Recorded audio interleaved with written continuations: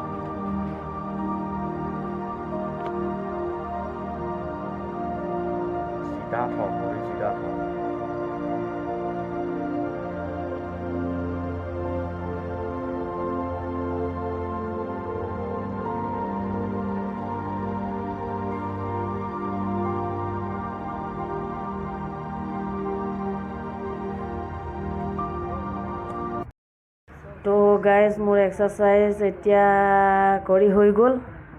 আপোনালোকেও মোৰ নিচিনাকৈ এক্সাৰচাইজ কৰিব, সদায় আপোনালোকৰ দেহা ঠিক থাকিব। মই এতিয়া মোৰ ভিডিঅ'টো ইমানেই শেষ হ'ল। মই আকৌ অন্য এটা ভিডিঅ' লৈ কাইলৈ আপোনালোকক লগ পাম।